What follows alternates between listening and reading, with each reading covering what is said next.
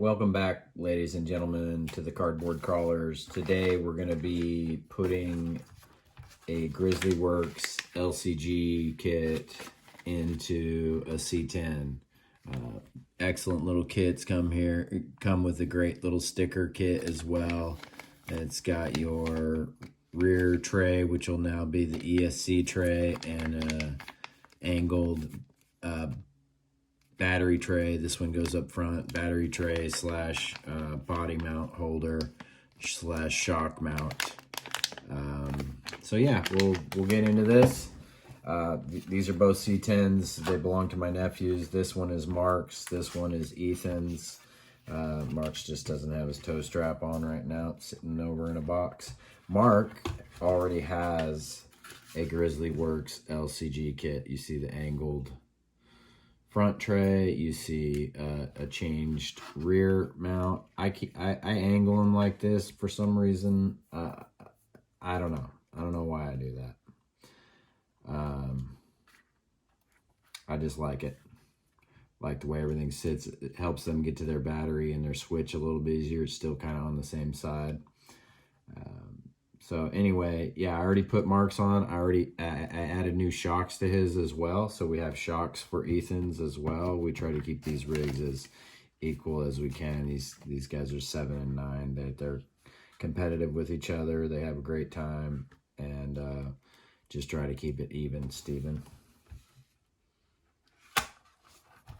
So yeah, let's get into it.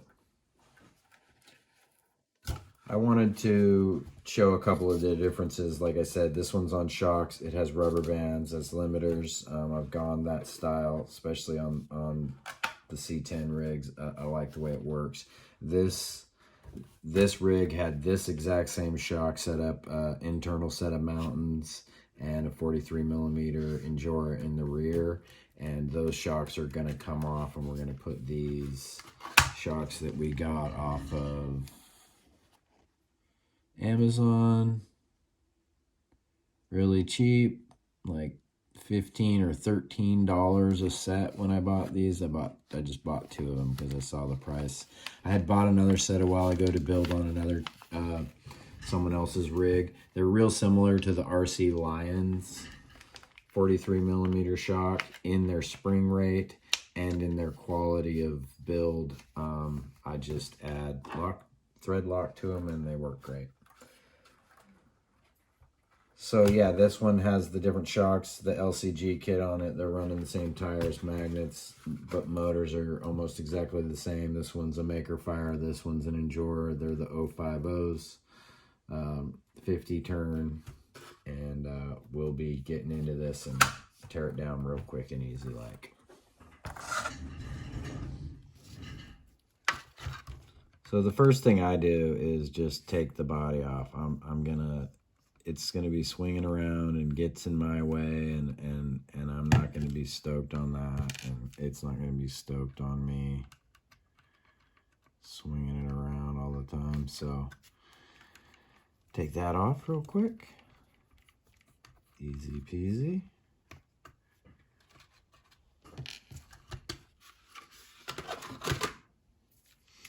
And we're just gonna get right into it. Actually, we're gonna take wheels off. Let's just do it the whole easy way. By having this all apart, you can get to the upper and lower shock mounts. And we'll just go ahead and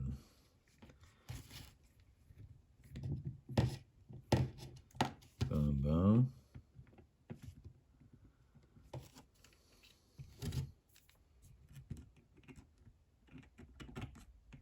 And we'll do this side. Now, we have to do it all.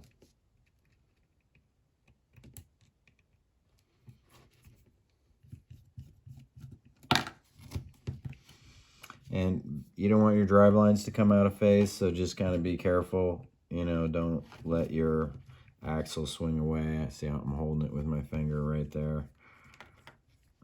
Nothing's holding it in place other than the links right now, and it will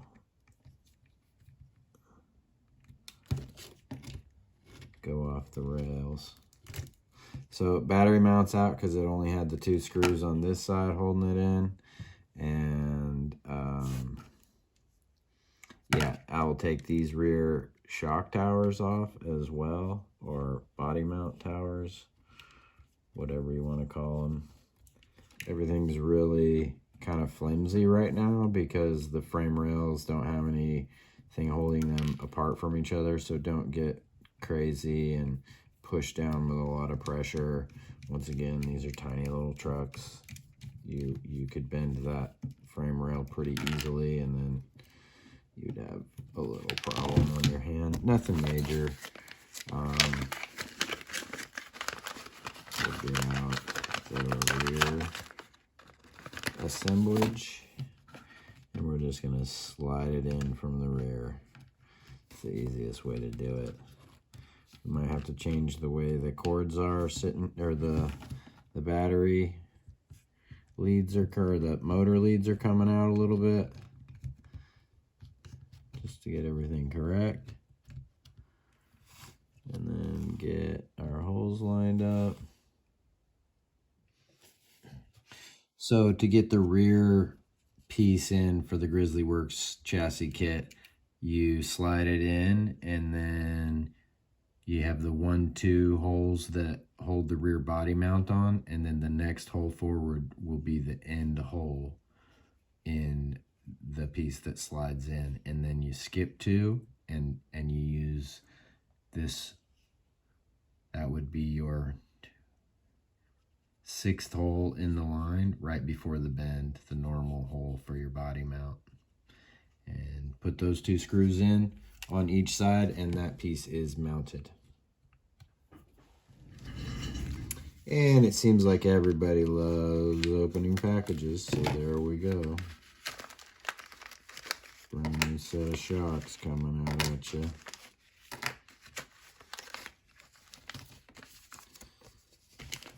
Put those together.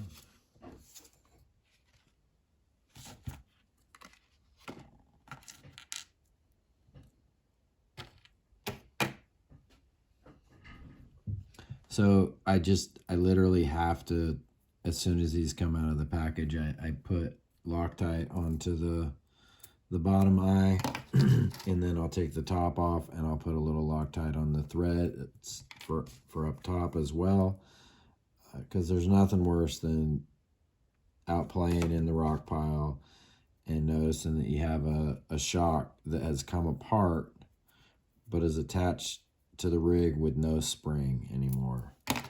And it's happened, and I just don't like it to happen anymore. It's a pain, because if you don't have that exact set of shocks with that, you know, they don't come with spare springs. They come with a whole different stage of springs. So unless you're running those shocks with a different set, then you might not have a spring.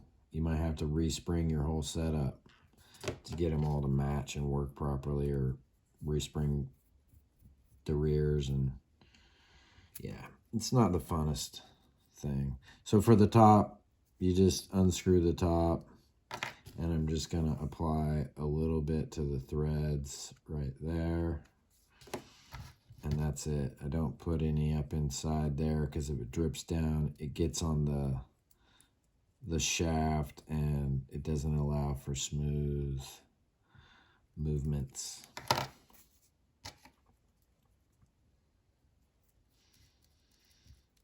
So pretty easy process, because they're usually pretty loose from the factory. Nothing's real tight on this.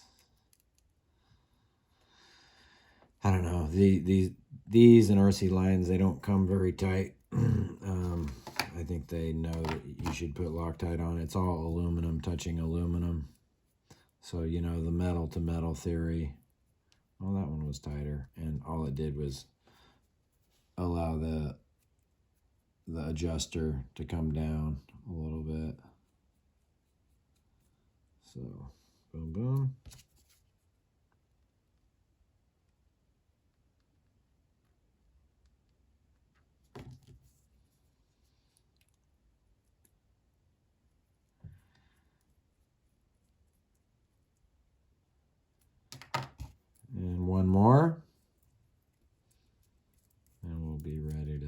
to put these on. And I don't believe I'm going to Texoma spring mod these springs. I'm just running rubber bands for these kids. And maybe next spring when I come home from winter, what we'll do is teach them a little bit about a spring mod or something. We'll see. I can't remember if I spring modded the other one or not. So let's check that out. Nope, did not. Just running rubber band styly. Cool. Makes it easy.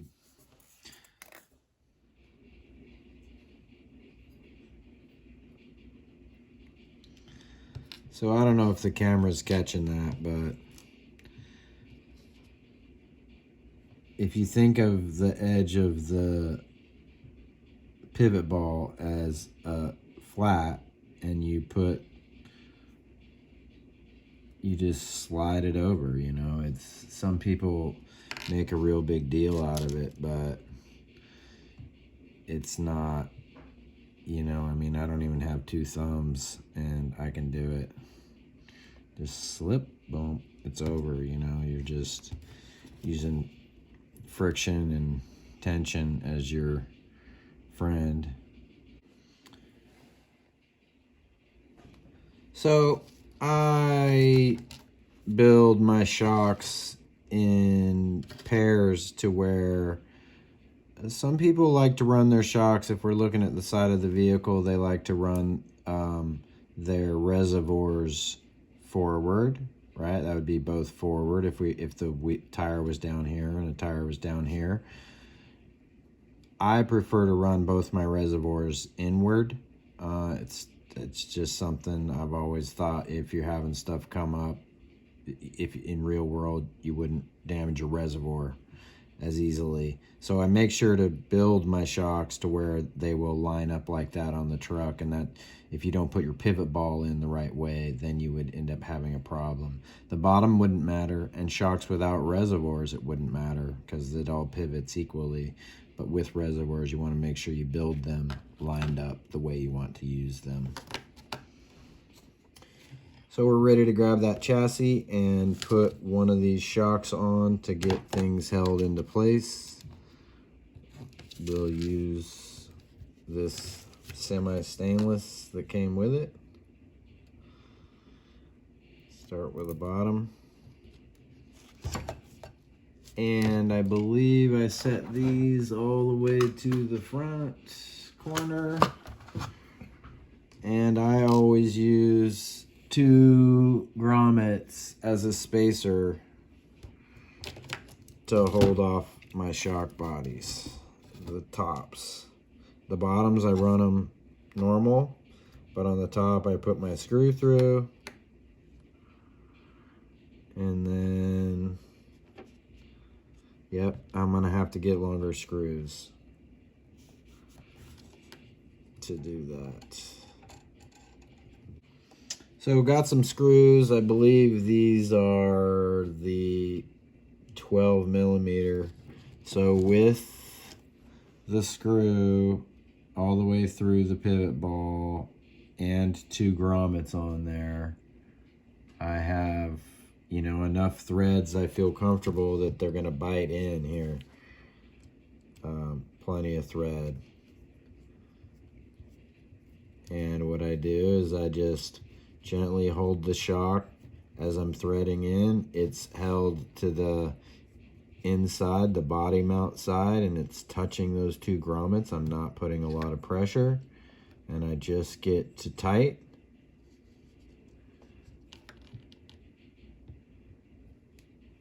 And I see there's just a little, there's tight, and that's it, right? And then that is mounted, and it's got a nice little rubber mount at the top.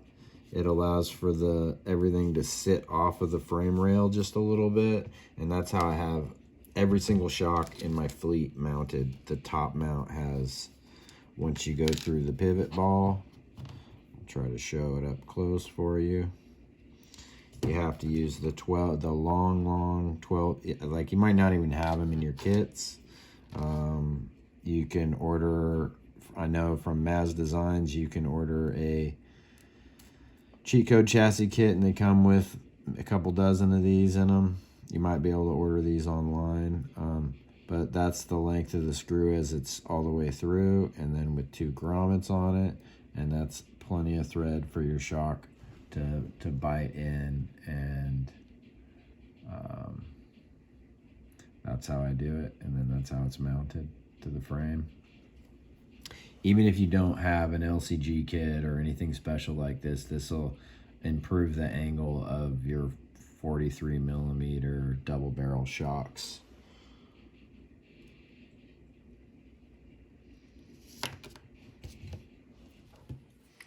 So I've got the other piece, the front piece of the Grizzly mount, or the LCG kit.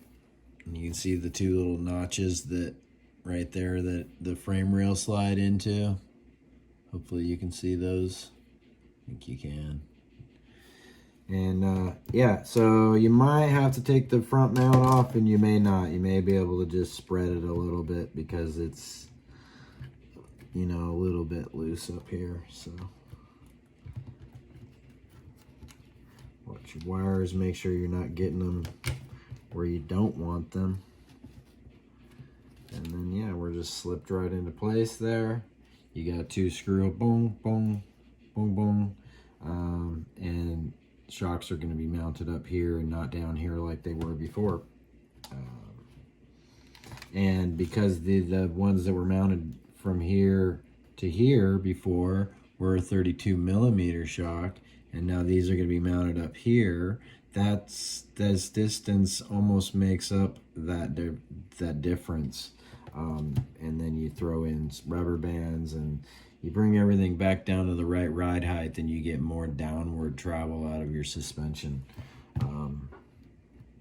generally speaking. So we'll get these shocks mounted up, and we'll have this almost done.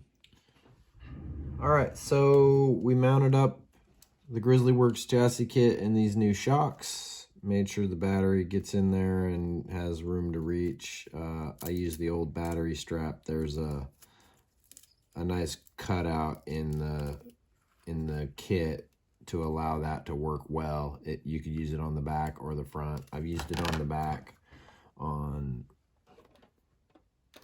this one, perhaps. Yeah, on this one, just to hold the wires back, and the ESC sits right here when I use this. The ESC sits right here, and the wires get held back by the strap here. I could do something else, but that works for now. So yeah.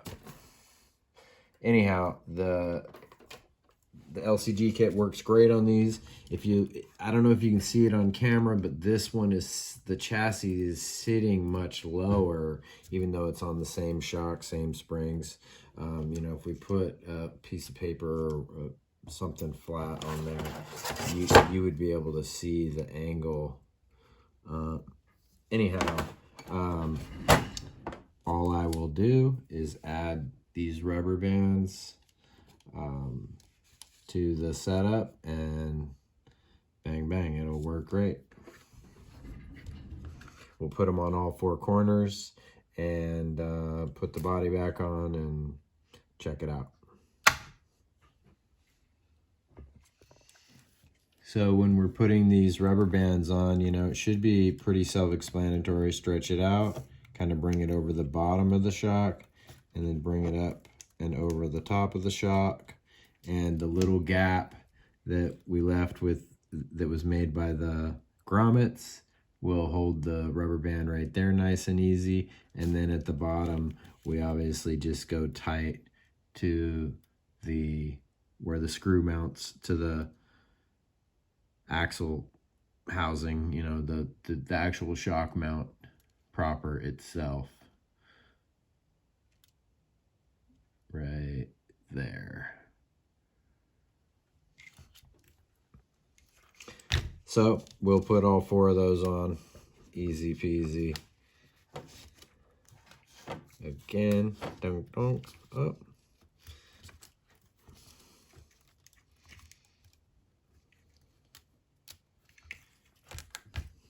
And what this will do is it'll preload these a little bit, allow a little bit of limiting, and it brings everything real down low. You know, there's not much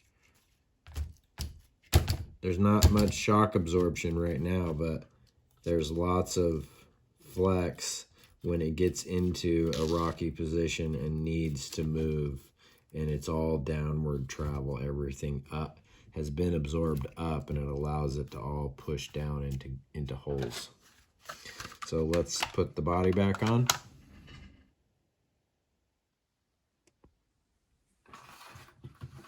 All right, well, this is the one we just did. This is Ethan's truck. Big shout out to E-Dog. Big shout out to Mark. We got Aaron's rig sitting over here. Don't want to leave him out. Big shout out to him. All these rigs here have Grizzly Work chassis kits. All 5 of these that you can see me pointing at, these 2 are on Maz Designs titanium custom chassis right here. Beautiful craftsmanship, great work, love them. Anyway, these things are runners. They're great little rigs. The way they're set up, they are super well balanced and fun as heck. The really only thing you could add to these rigs before you start going full custom anymore would be a set of wheels and tires. Something like this right here would really just make these bling out and add a little bit of different kind of weight to them. These are weighted with brass rings in them. So these do have brass inserts in all 4. These are just brass on the front because the wheel overall is heavier. Anyhow, thanks for hanging out. Thanks for joining me. Thanks for, you know, all your support. Whether you're a subscriber or just watching for the first time, learning a little bit about these trucks.